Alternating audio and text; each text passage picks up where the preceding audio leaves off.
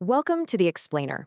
You know, if you really want to understand how the modern world works, you've got to look at one of the most consequential, yet completely invisible, architectures of global finance, the petrodollar system.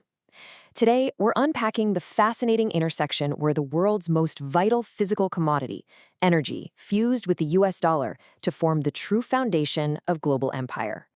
Here's a quick roadmap of where we're headed. We're going to look at energy as monetary power, the birth of the petrodollar, how recycling works, the three pillars of demand, and finally, geopolitics and de-dollarization. Let's get right in and dismantle this invisible engine. All right, kicking things off with Section 1, Energy as Monetary Power. So I want you to think about this fundamental question for a second. What actually gives money its power, right? Today, the US dollar is the undisputed king of international trade. It literally runs the global financial system. But why? It's not backed by some shiny metal sitting in a vault somewhere, even though, yeah, it used to be. The dollar's massive dominance today comes down to a highly strategic arrangement that completely rewired global economics decades after we left the gold standard. To really get this, we've got to look back at a massive paradigm shift. Before 1971, the world ran on a gold-backed system. But when the US abruptly pulled the plug on converting dollars to gold, an event people often call the Nixon shock, the entire global system switched over to fiat currencies. And here's the catch. Without gold, this totally unanchored new system desperately needed a way to keep international demand for the dollar high. They needed a brand new anchor. Which brings us to Section 2, the birth of the petrodollar. Let's look at the timeline here because the chronological shift is just wild. After we ditched gold convertibility in 71, boom, the massive OPEC oil crisis hits in 1973, totally shocking the global economy. Fast forward to the mid-70s, and major oil-producing countries realized they needed absolute market efficiency. Since the US dollar was already the dominant reserve currency, it became the logical choice for pricing the single most important physical commodity on Earth. And this shift created what we can perfectly describe as a common language. The United States and Saudi Arabia, who was the biggest oil exporter in the world at the time, struck a strategic arrangement. By the mid-70s, Saudi oil sales were being settled almost exclusively in US dollars. Think about it like this.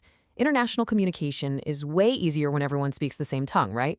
Well, global commodity pricing becomes incredibly smooth with a shared currency. The dollar quite literally became the universal language of energy. Okay, moving on to Section 3. Let's break down the mechanical gears of how petrodollar recycling actually works. This is the invisible engine I mentioned earlier, and it runs in a relentless, continuous loop. Let's walk through the steps. Step 1. Every civilization on Earth needs energy, so they must acquire US dollars just to buy oil. Step 2. Because everyone's buying in dollars, oil exporters like Saudi Arabia and the Gulf nations rake in absolutely massive foreign exchange revenues in dollars. And step 3. Instead of just sitting on all that cash, these exporting nations reinvest those huge reserves right back into US financial assets, primarily US Treasury securities. It's a genius loop, really, because it helps finance US deficits and guarantees incredibly deep liquidity in American capital markets. But here's why this actually matters to you and to the rest of the world. The crucial point is that this system creates a huge structural vulnerability.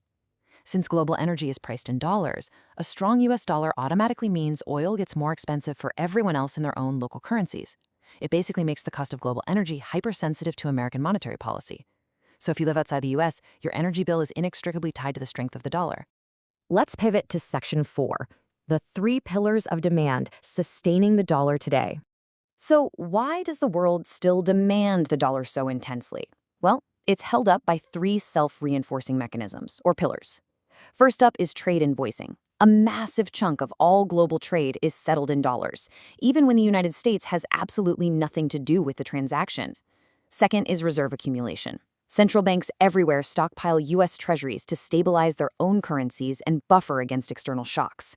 And third, financial market depth. The US government bond market is just so huge and so liquid that it's the undisputed primary choice for institutional investors. To see that reserve accumulation pillar in action, we just need to look back a few decades. The 1997 Asian financial crisis was a massive wake-up call for emerging economies. It triggered this huge, deliberate stockpiling of US dollar reserves. Basically, nations realized they desperately needed financial insurance to protect themselves against future speculative attacks. So they rushed to buy up dollars in US treasuries, which ironically ended up further cementing the dominance of the exact same system they were trying to shield themselves from. And that brings us to our final part, Section 5, Geopolitics and De-dollarization. There's a saying that captures this entire reality perfectly.